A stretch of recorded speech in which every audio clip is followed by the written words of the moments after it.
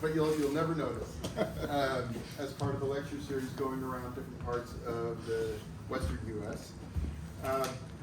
Dr. Trembath-Reichert's research focuses on microbial mediated Earth life interactions with the goal of identifying key players in global biogeochemical cycles and determining their rates and activity in past and modern environments.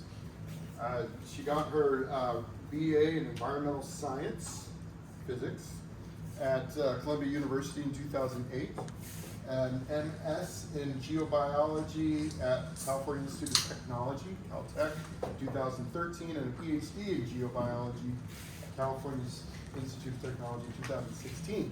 And then I assume it's been at Arizona State since Caltech? There's a little postdoc. Little postdoc, okay.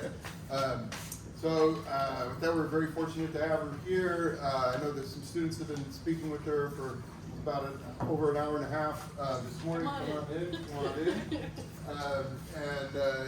She's had a chance to talk to some faculty as well. But before I do give it over, I want to thank everybody for being here, and also Jakob Neuster once again coming through in the clutch for baking, I don't know the German name for it since he rushed out, baking a wonderful rhubarb cake for us all to eat. So once he comes back, maybe then we'll applaud him. But, he's been a wonderful contributor. He's getting more resources right now. Yes, more resources. Here it comes.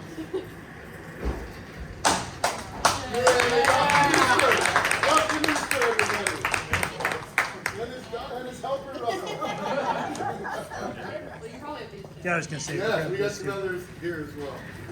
Well, good. Again, thank you for being here, and I'll pass it over to Dr. Trembath-Reichert. Okay. All right.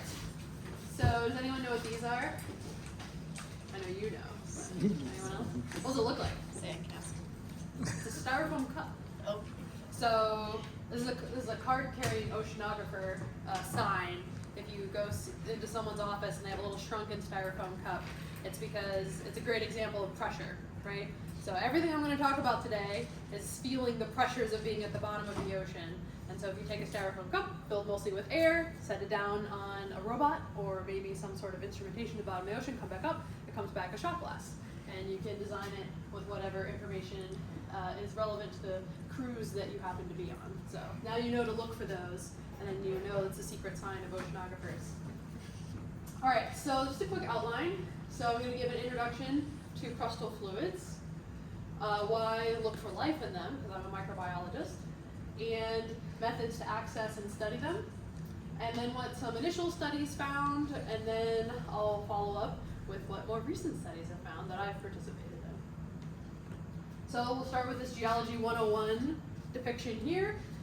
So I'm going to be talking about oceanic crust. So the relatively thinner 6 to 7 kilometers of crust underneath the Earth's oceans.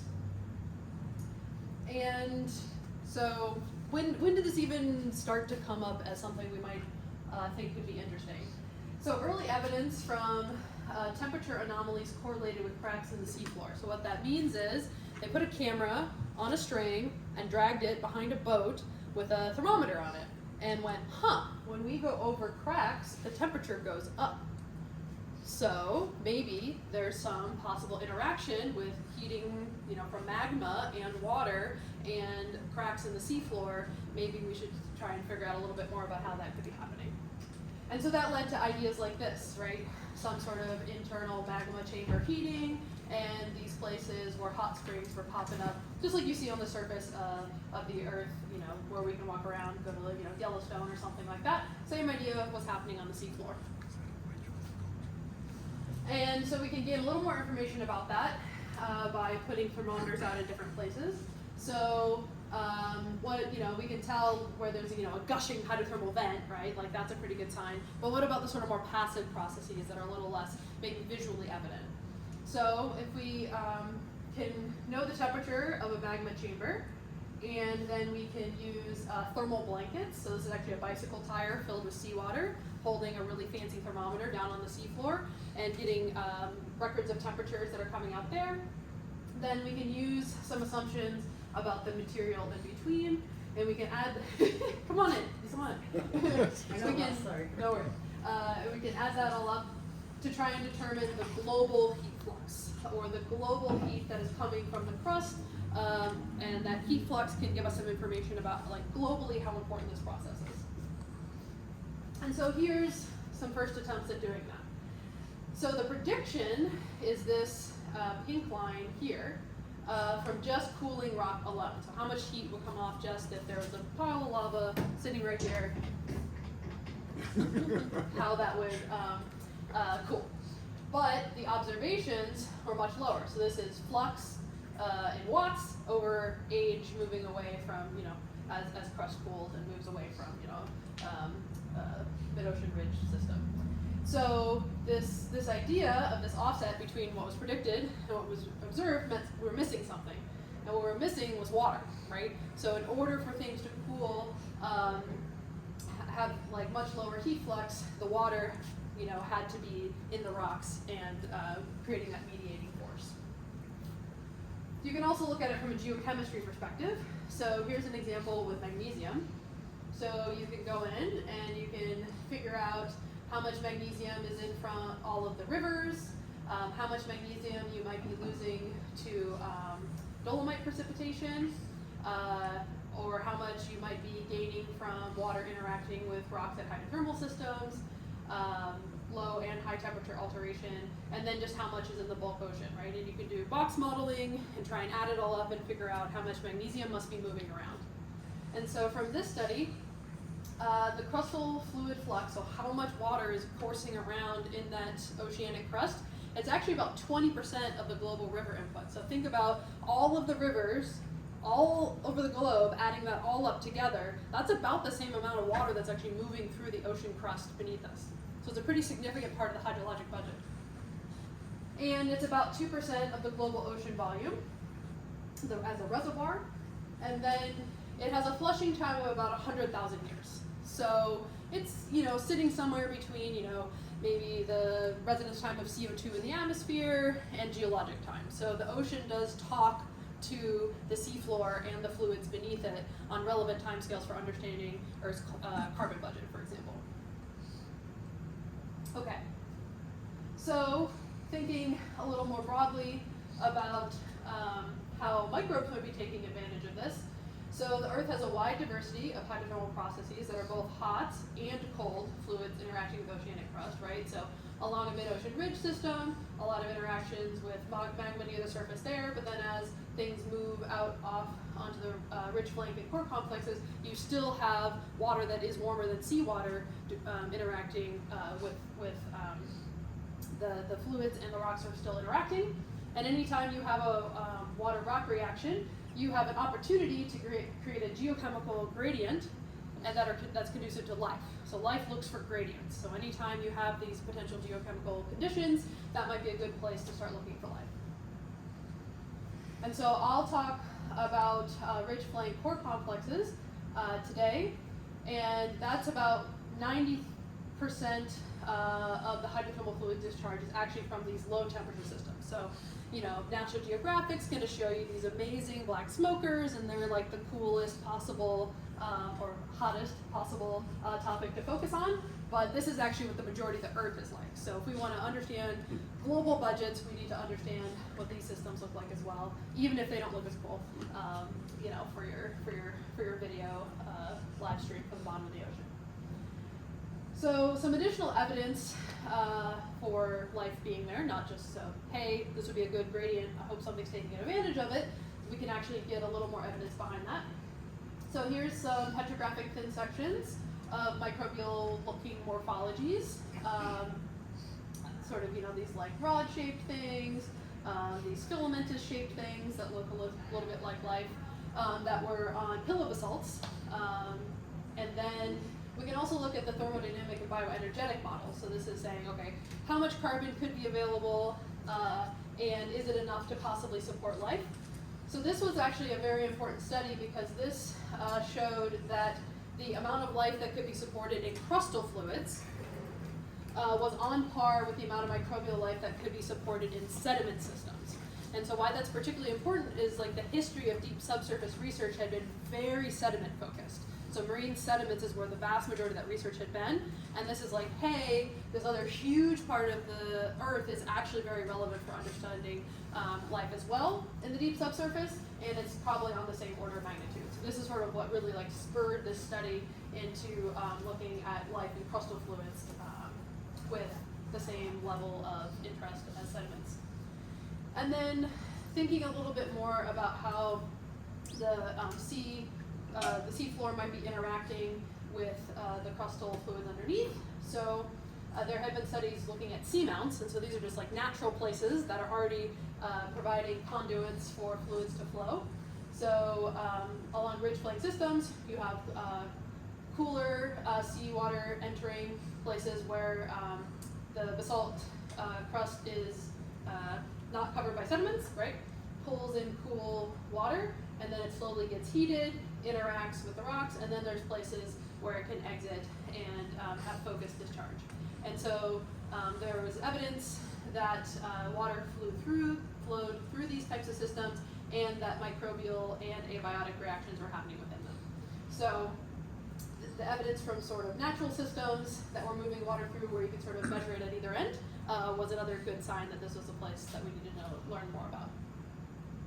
Okay, so the easiest place to study these fluids is looking at focused hydrothermal systems, where it's all gushing out on the seafloor, there's lots of tube worms, everything's telling you that this is like a great hotspot of activity.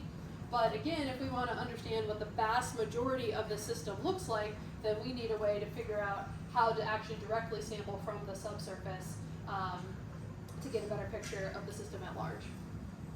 So enter CORCS. So this is a pretty ridiculous acronym. It stands for Circulation Obviation Retrofit Kit. And so here's an example of a corked wellhead here, and this is basically just a wellhead on the seafloor.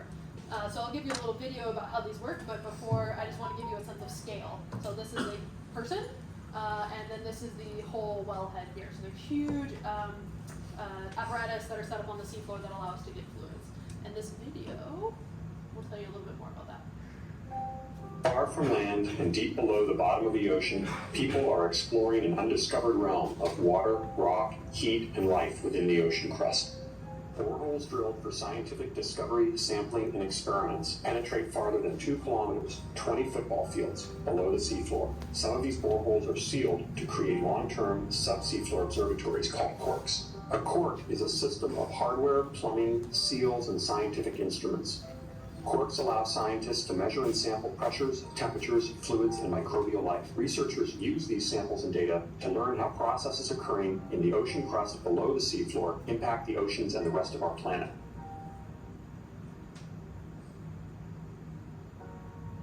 Before a CORC can be installed, the borehole needs to be prepared by installing a re-entry cone, a big funnel, and casing, large pieces of pipe that help to keep the hole open. Different casing diameters, lengths, and materials are used depending on the environment and experimental goals.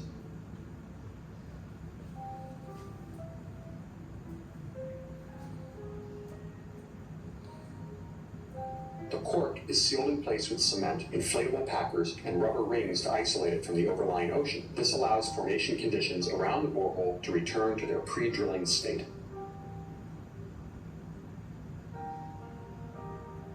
The upper ocean crust is the largest aquifer on Earth, holding as much water as all the ice caps and glaciers on the planet. This is mostly salt water, not fresh water. But like fresh water on land, the salt water below the seafloor is in motion, moving from place to place across vast distances. Corks are used for many purposes, and their design is flexible so that new experiments can be run over many years. The part of the cork that extends above the seafloor is called the wellhead. The wellhead is divided into 3 sections called bays.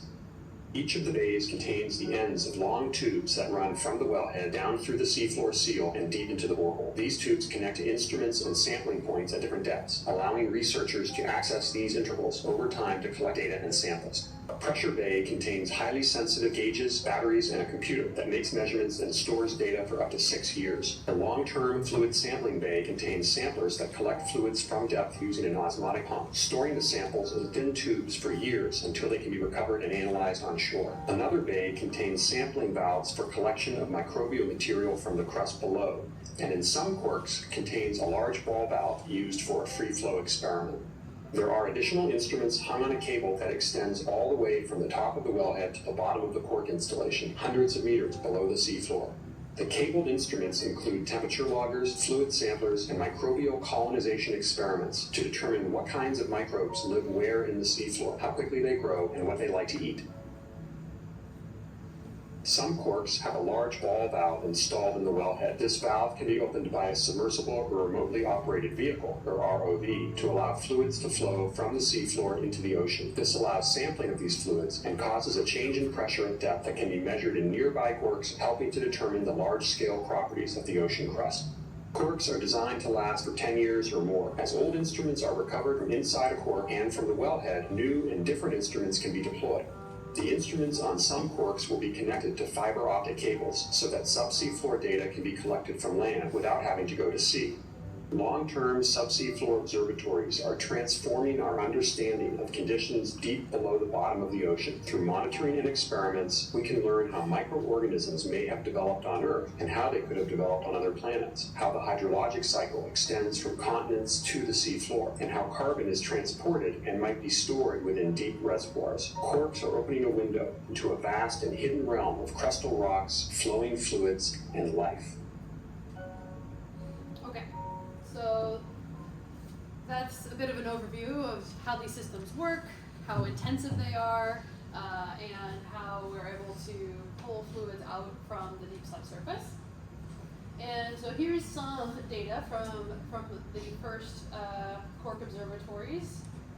So one example of a type of experiment you can do is you can take different chips of different rock types and put them down in the borehole and let them incubate in the fluids there, right?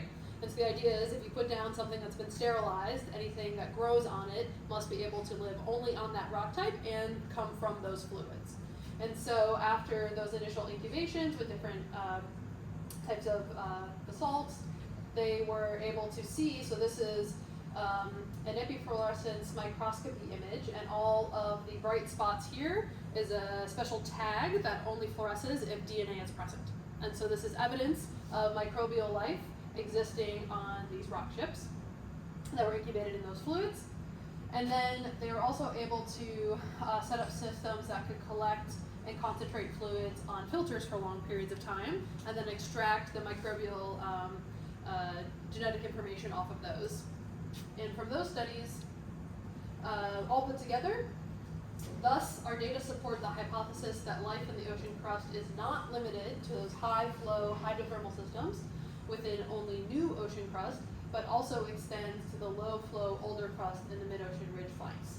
So this ended up being a really critical study to show that life was there, and it's really critical for understanding how these hydrothermal systems are evolving out into older and cooler crust. So to summarize this first part, is oceanic crust hydrologically active? Yes, and about 60% of the crust falls into this category, so it's very volumetrically important. And so therefore, why study life in crustal fluids? We have a large volume of water with a diverse geochemistry that affects ocean geochemistry as well. And we can get pristine crustal fluids from using these cork borehole observatories. And then the initial studies found that there were indeed microbial communities in these fluids, and they were both in the fluids and able to colonize rock surfaces down there as well.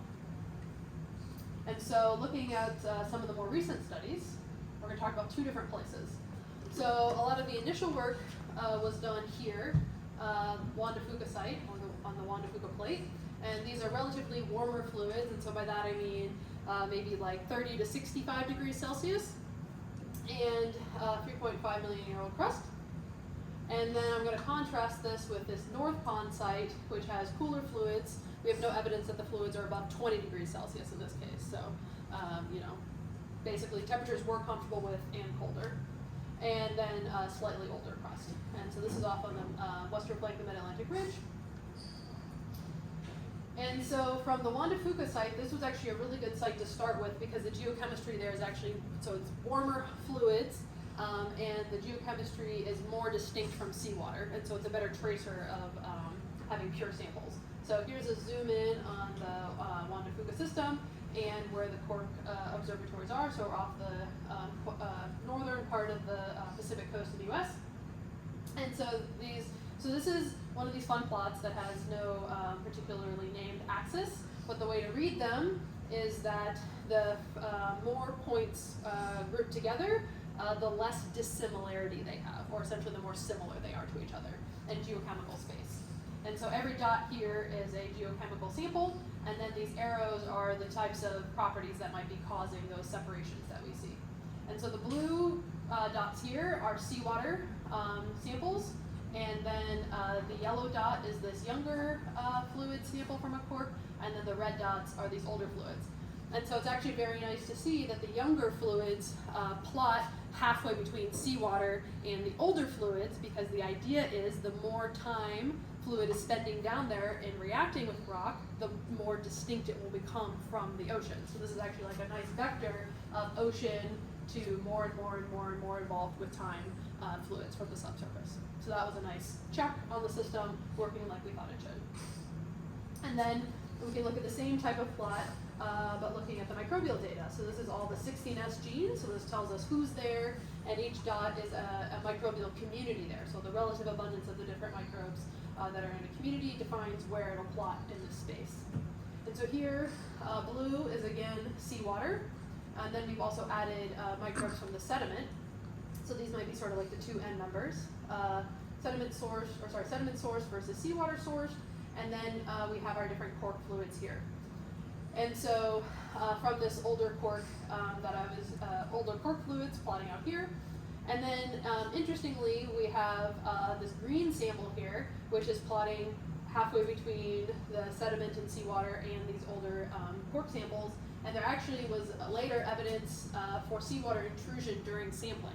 So you have to have a really good seal when that cork wellhead gets put down there. And so if you're pumping fluids out of the top of that, but there's a hole right at the seafloor, then you're actually going to pull seawater in with your sample. And so this is essentially a test of, again, how well this system works, because the one that had the leak plots halfway between pristine cork fluids and seawater for the microbial community as well. So crustal fluid microbial communities are distinct from seawater if you have a good sample. Okay, and then, so that was talking about the bacterial community, but there's actually viruses down there as well. And so what we can say about the viruses is a little more limited, but this is just a plot of the cell counts from those pristine corks I was just talking about from 2 different years. And so here we have on a log scale the abundance of viruses per milliliter of fluid compared to the abundance of cells per milliliter of fluid. And the main takeaway is that viruses outnumber cells, microbial cells in this ecosystem, and that suggests that there is some sort of viral predation and interaction amongst the community there. And then we can also look at the shapes of the viruses, and so some of the shapes that we saw are ones that are known to infect bacteria, and specifically thermophilic archaea. And so the importance there is again, it's sort of getting at this idea of potential contamination, right? So like if we're seeing virus shapes that we know belong to organisms we expect to find solely in that ecosystem that would not be coming from, say, the surface ocean, then that gives us yet further confidence that we're actually studying this particular system and we're finding out important ecologic information from there. So viruses are also playing an important role in crustal fluids. Okay, so then to pop back over to this North Pond site, which I'll get into a little more deeply again. So the contrast here is we have cooler fluids, older crust. And so it's called North Pond because it's actually a pond of sediment. And so we have a basin, a depression in the crust underneath, and then anything that's raining down from the oligotrophic Sargasso Sea. So we're out in the middle of nowhere, right? So we're not getting a ton of sediments washing off land and infilling this basin. So it's actually a very low nutrient, slow sedimentation rate. And it's about 8 kilometers by 15 kilometers in size. And so corks were, and it's at abyssal depth, so we're at about 4.5 kilometer water depth before we start getting into the sediment and then the crust beneath it. And maybe if I'm giving you an entire talk about crustal fluids and then I'm telling you that we're going to go to a sediment pond, that might be a little curious. And that's actually because you need something to stabilize the cork, right? So you need sort of a nice cushy sediment plug to start the process, and then you can get into the crust underneath. So that's why we ended up here. So the corks were installed on an IODP expedition 336 in 2011, and then fluids went back and were sampled in 2012, 2014, and then I sailed on this 2017 cruise.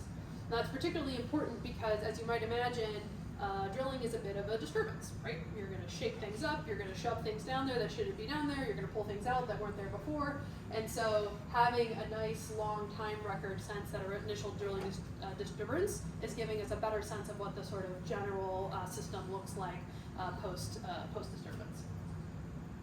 Okay, so I have another video for you to give you a sense of what it's like to actually sail on one of these expeditions and the type of information you can find.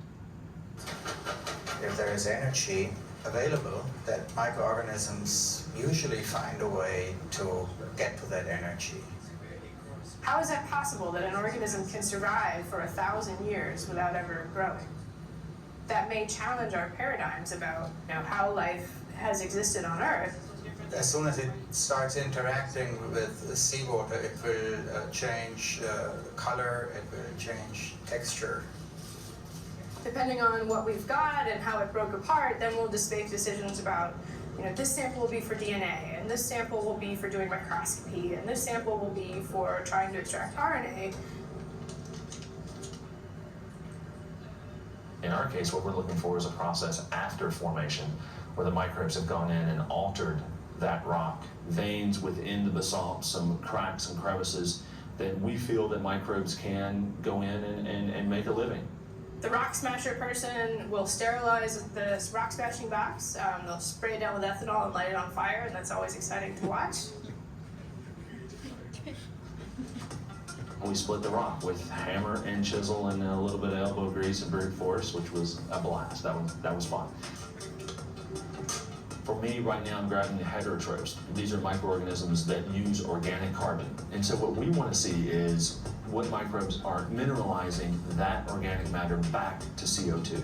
That these microbes breathe their environment just like we breathe our environment. Up in the lab, we have a core scanner that allows us to get a 330-degree view of the outside of those cores. And so we were surprised because the lava flow turned out to be of a different type, massive lava, not this rubbly pillowed lava. When we look into these rocks, we start the process by slicing them up as thin as the diameter of a hair.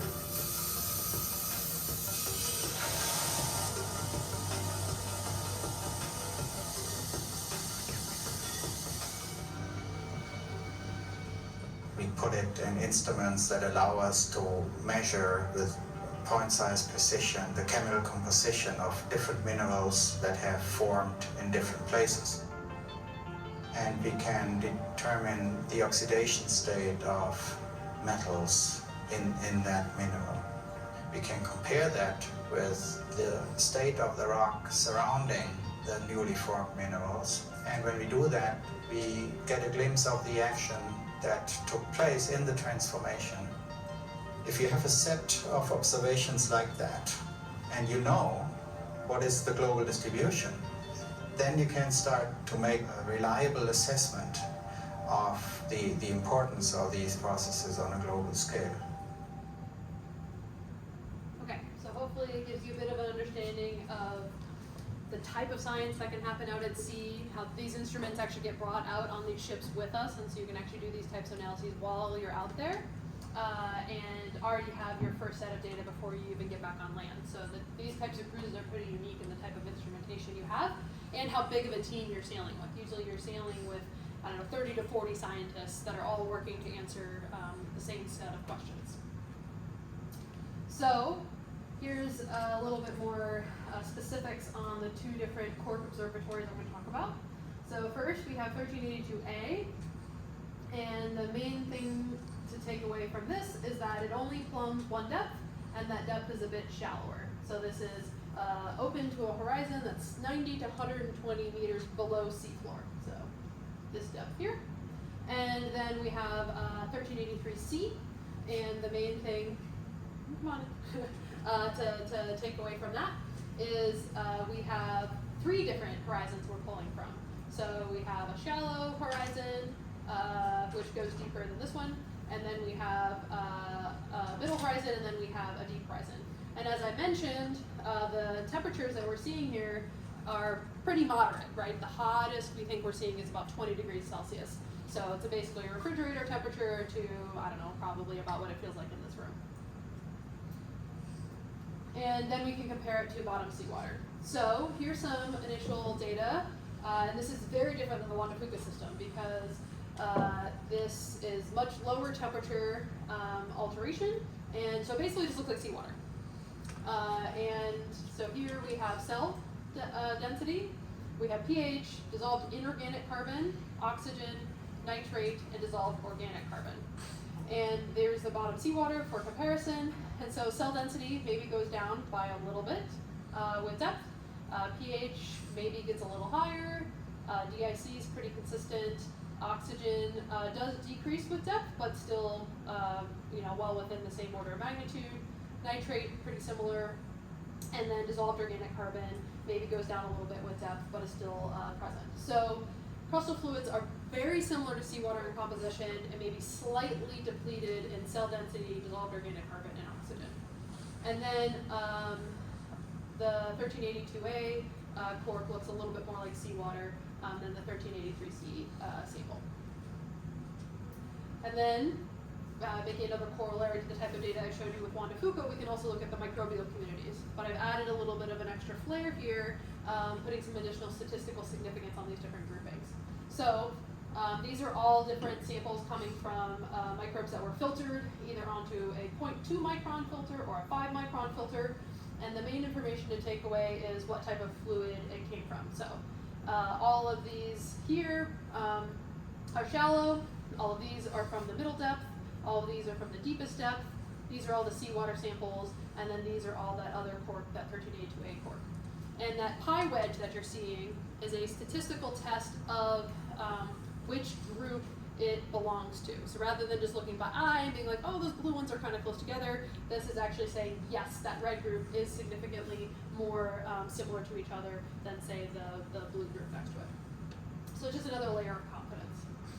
So the crustal fluid microbial communities are both distinct from each other, right? This is the 1383C, this is the 1382A, and they're both distinct from seawater, even though their chemistry is actually not that different.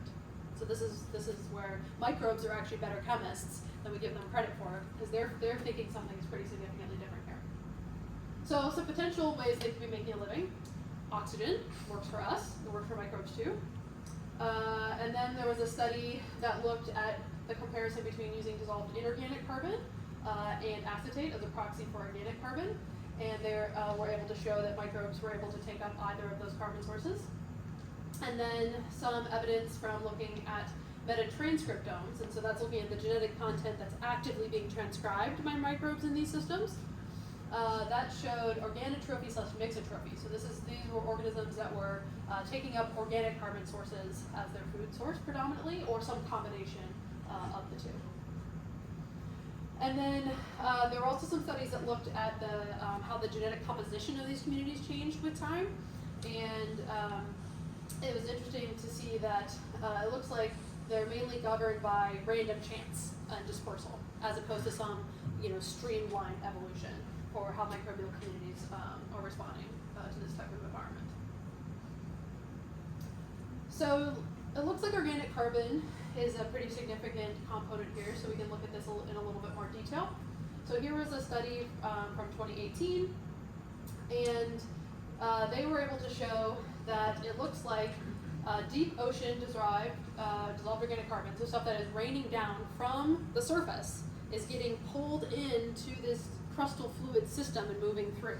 So we actually have a conversation between photosynthesis happening in the upper ocean, upper water column, and how microbes are living deep down in this crust. And so it looks like you have this phase 1, where you have an early removal of the easy to eat stuff that made it down there, and then you have a much slower, longer, this is time scales of thousands of years to pull down the sort of next phase of organic carbon. But there's still things that can eat that. So slower, older, more refractory components are chewed away over a longer period of time.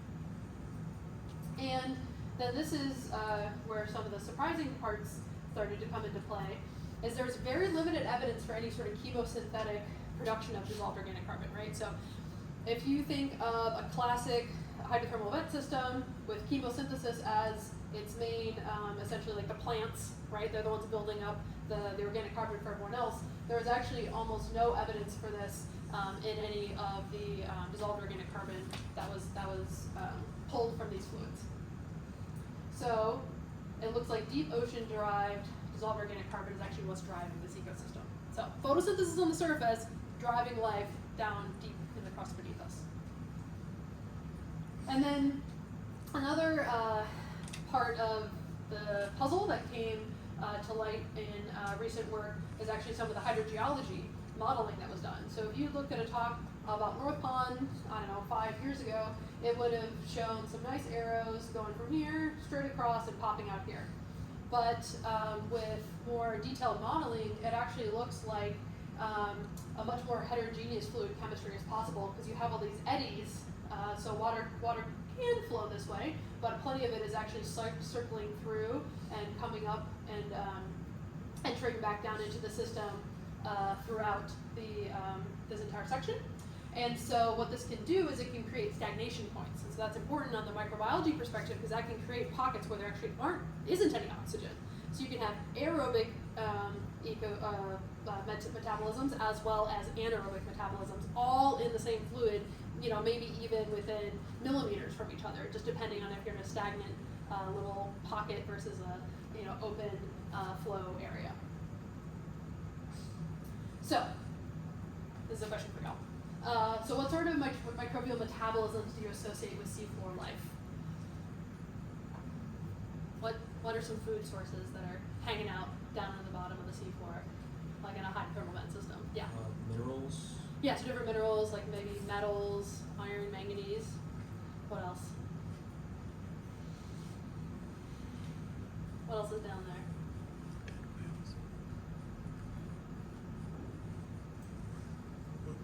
You gave a little bit of a hint a Yeah, few this slides isn't a trick ago. question. Because what I was curious about is you said that from what you've measured, it's mostly photosynthesis derived DOC, and you're not seeing as much chemosynthesis based. Yeah, so what are common chemosynthesis metabolisms? So we talk about metals, what else is down Maybe there? some sulfur, Sulfur, right? Sulfur, maybe a little nitrogen, methane, right? So hydrocarbons.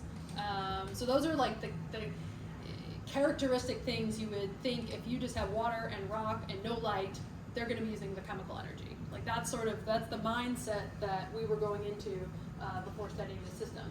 And so this sort of like inkling that dissolved organic carbon is actually playing a really big role is like this kind of huge disconnect from what we would expect.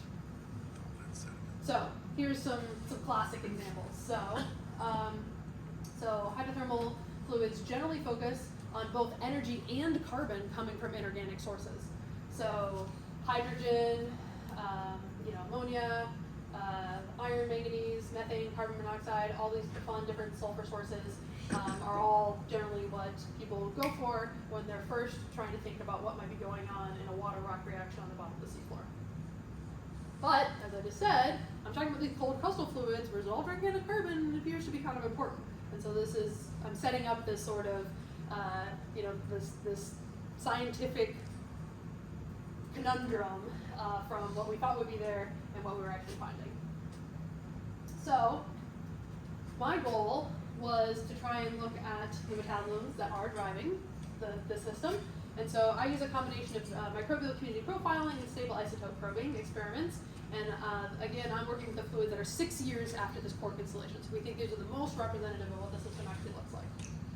So I'll give a little quick overview of how stable isotope probing works. So if we took all of, like if we turned you into a chemical formula, you would look like this. Some amount of carbon, oxygen, hydrogen, nitrogen, and phosphorus. And this is important for all of your amino acids, this is important for all of your nucleotides, your DNA, etc. And so then these are the different elements we can play with in isotope space. So let's take hydrogen for an example. So we have two stable isotopes of hydrogen we can play with, right? We can play with hydrogen, we can play with deuterium, so mass 1 and mass 2. And so the world around us is 0.01% deuterium. And so I'm depicting that by having a microorganism here that is a little tiny dot of yellow. But then I can create environmental conditions that are any combination of deuterium that I want, right? So I can take a sample from the bottom of the seafloor and I can put it in fluid that is maybe 10% deuterated water. So all the water around it has hydrogen that is 10% of this particular isotope label. And the reason why that's very powerful is because all life as we know it needs water. So anything that grows in that fluid that I presented to it has to incorporate deuterium into its nucleic acids, into its proteins, into its membranes, etc. So it will become labeled with that isotope. And then we can do all sorts of things. So we can look at the total isotope concentration of all the cells. We can filter everything down and run it on an elemental analyzer or something like that. Or we can pull out specific parts, like maybe we'll extract just the DNA or just the lipids or just the proteins, and we can get even more diagnostic information because all of the labeled cells were this specific type of bacteria, for example. And then what I did is I looked at the stable isotope concentration of single cells. So I have a mass spectrometer that allows me to have single cell resolution about which ones are active. And so for this example here, we have 4 potentially active cells, and then this one lit up with that label, so this is my one active cell for that system. And so this instrument we use to do this is called the NanoSIMS, which stands for Nanoscale Secondary Ion Mass Spectrometry. And so this is a giant magnet here, and so things that are heavier will bend more slowly than things that are lighter, and so we can sort out the different masses of ions that way. And so I'll give you, so I take my sample, filter it down, map it with a microscope, and put it on this instrument. And so what that looks like, so here's a cell for an example, and then I'll continue this focus on mass 1 ions and mass 2 ions, and we can map it, again, at the nanometer scale. So we can slowly step down, take off one layer of ions at a time. So it's a destructive technique, but at a very fine scale. And step down, step down, step down, one layer at a time, taking off one layer. And you can see, so we've stepped down through this cell here. So see how it's kind of bluish, and then it gets redder, redder, redder, redder, and then it kind of fades away. So this is us destroying this cell and taking its ions with each individual layer going down through. And then we can sum everything all up together and see what we got. So in this case, we have 1, 2, 3, 4, 5 different cells in this mass 1 image, and then 2 of them are showing up in this mass 2 image. And so this is an actual data set that I'm showing you, where in this case 2 cells were active in this incubation out of the 5. And then one other thing that's kind of interesting is you can look at this cell here, it's like a doublet, right? It's 2 cells, whereas in this image, it's only 1. So what do you think that might be? How would that happen?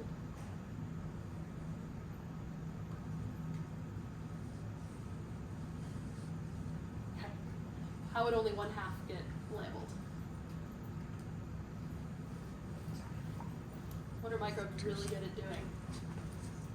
Yeah, growing, dividing, right? So this is evidence of a cell that maybe divided during the time period of that incubation. So 1/2 wasn't labeled, and then the newly generated half was labeled. So fun fact, this is actually from a sample of a different study that is actually 30 million years old. So this is a very, very sensitive technique for detecting activity in deep subsurface systems where we wouldn't be able to see it otherwise. So NanoSIMS with stable isotope probing gives us tiny rates of tiny things, and it's critical in these types of studies. Okay, so we used a remotely operated vehicle, a robot we threw down into the ocean, collected us whole water in bags, and filtered us some water on the seafloor, connecting up to a cork down there. We can take those filters and look at the genetic content of them, both what is in the metagenome, the full kind of cookbook of what's available, and then the transcriptome, what recipes they're making from their metabolic cookbook. And then we can set up all these incubations. And so we had about 700 different incubations across different conditions with the water we brought back up.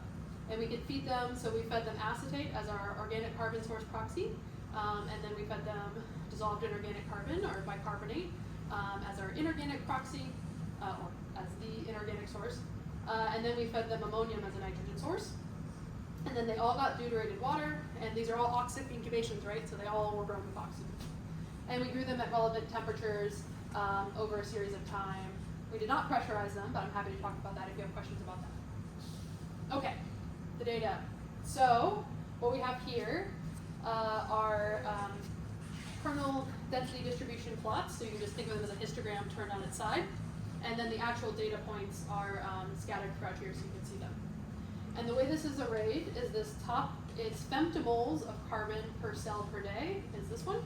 And then femtomoles of nitrogen per cell per day is this one. So all the nitrogen was coming from ammonia, but the carbon could have either come from acetate if it has an A, or bicarbonate if it has a B. And then the subscript is telling you what temperature is incubated at.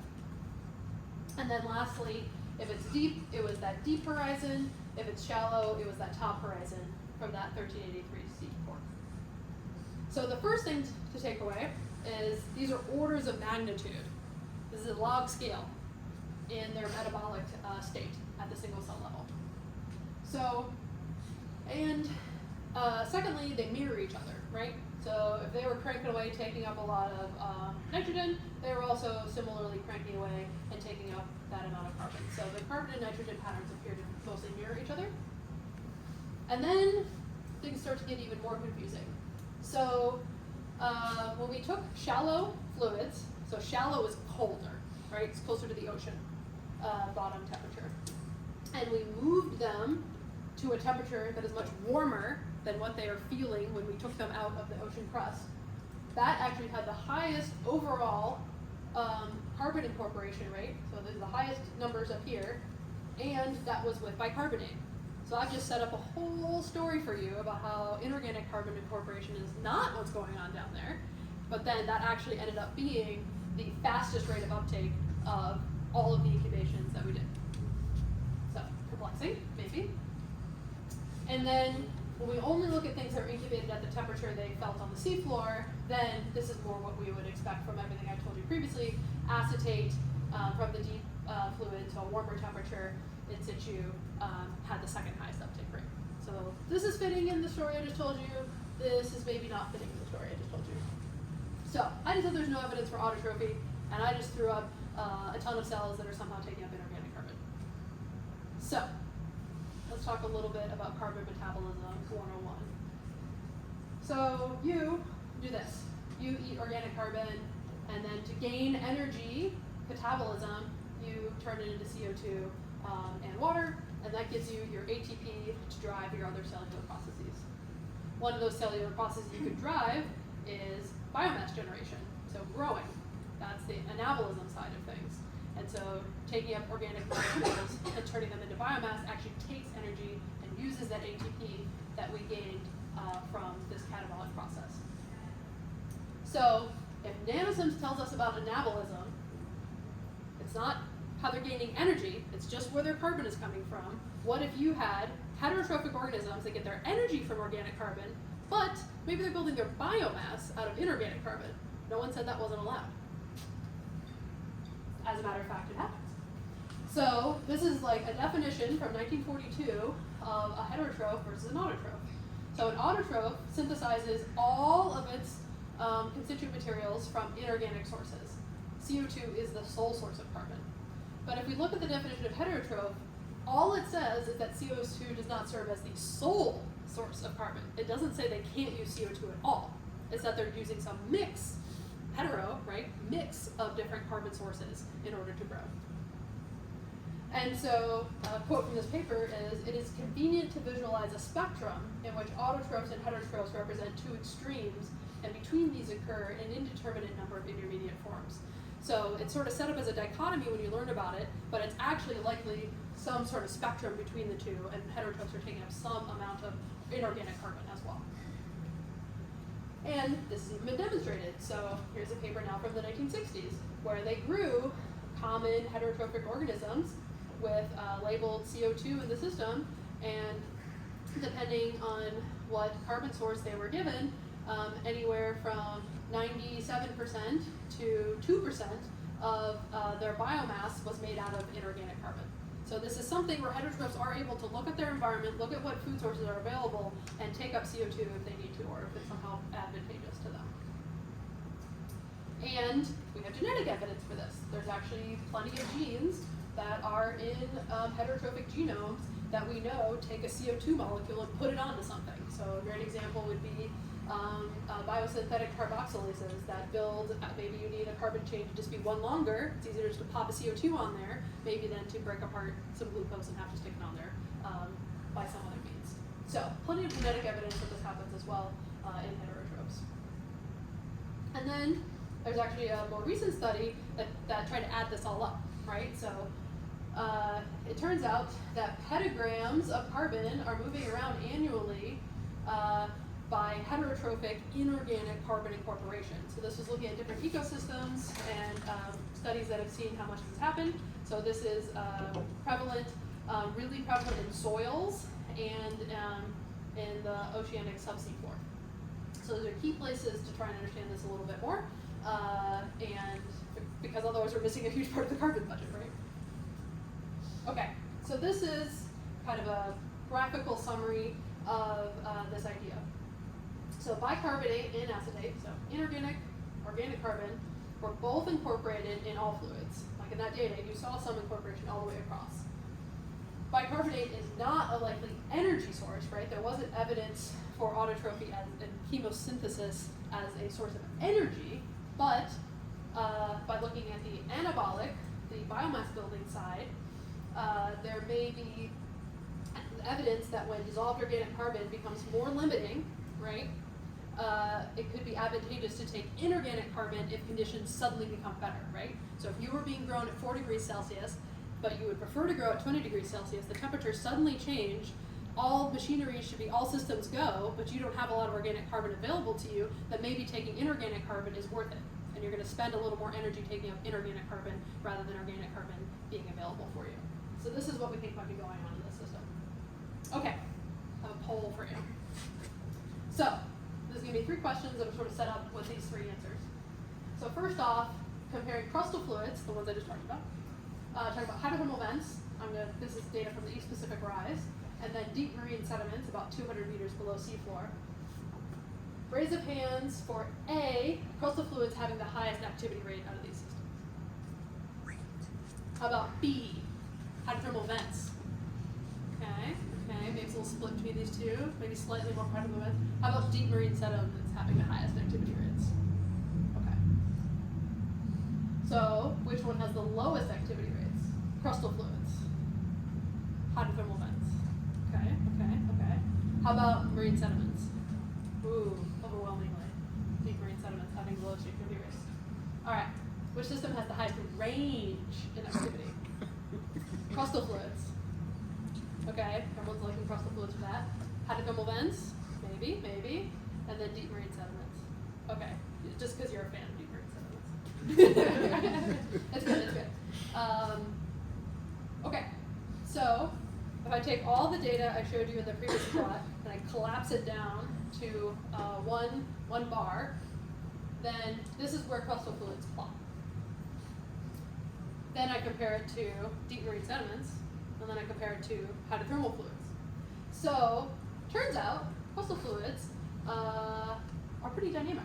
So, crustal fluids range 6 orders of magnitude in activity. So you're all right, the crustal fluids have the widest range.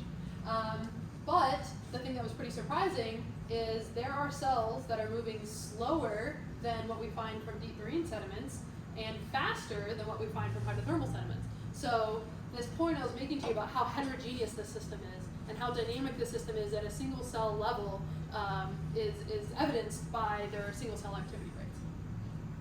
Okay, so to summarize, Crustal fluids circulating through the seafloor return water to the deep ocean at a flux rivaling what rivers return to the surface ocean. Crustal fluids support a wider range of microbial activities than sedimentary or hydrothermal vent counterparts, and this suggests crustal fluid communities may be adapted to a wider range of lifestyles. And then microbes in crustal fluids may take advantage of inorganic carbon in order to supplement growth, contrary to what we had conceived of this system prior to doing this work. And then, just to reiterate, these are huge projects that take a huge team of scientists in order to make possible. And so this is the team that I sailed with in 2017. And then also a note of my co-authors for this work, including 2 undergrads who did all of the cell counts for this work. So it was great to have their involvement.